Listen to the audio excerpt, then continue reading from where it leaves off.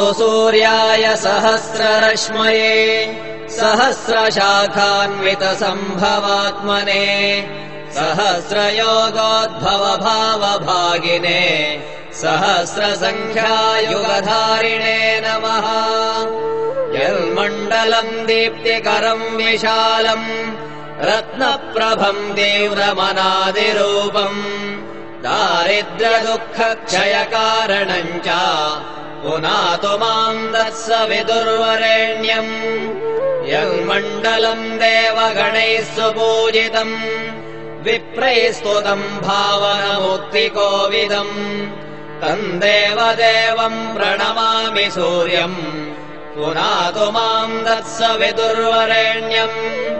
यन्मण्डलम् ज्ञानघनम् त्वगम्यम् त्रैलोक्यपूज्यम् त्रिगुणात्मरूपम् समस्ततेजोमय दिव्यरूपम् पुनातु माम् दत्स विदुर्वरेण्यम्।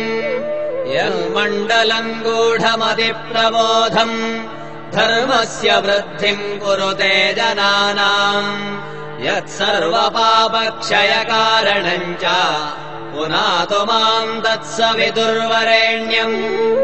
यन्मण्डलम् व्याधिविनाशरक्षम् यदृग्यजुःसामसु सम्प्रगीतम् प्रकाशितम् येन च भूर्भुवः स्वः पुनातु माम् दत्स विदुर्वरेण्यम्। यन्मण्डलम् वेदविदो वदन्ति गायन्ति यच्चारणसिद्धसङ्घाः यद्योगिनो योगजुषाम् च सङ्घाः पुनातु माम् दत्स विदुर्वरेण्यम्। यन्मण्डलम् सर्वजनैश्च पूजितम् ज्योतिश्च कुर्यादिह मर्त्यलोके यत्कालकालाद्यमनादिरूपम् पुनातु माम् दत्स विदुर्वरेण्यम्। यन्मण्डलम् विष्णुचतुर्मुखाख्यम् यदक्षरम् पापहरम् जनानाम् यत्कालकल्पक्षयकारणम् च पुनातु माम् दत्स विदुर्वरेण्यम्।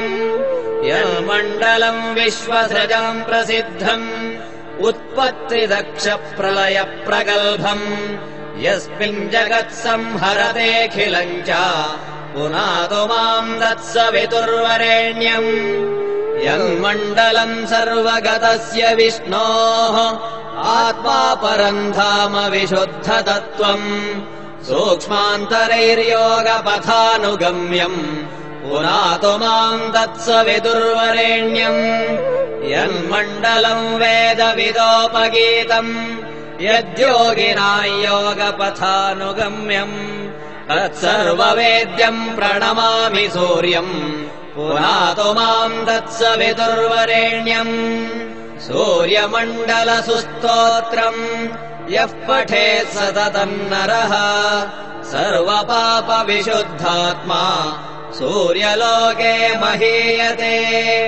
इति श्रीभविष्योत्तरपुराणे श्रीकृष्णार्जुनसंवादे सूर्यमण्डलस्तोत्रम्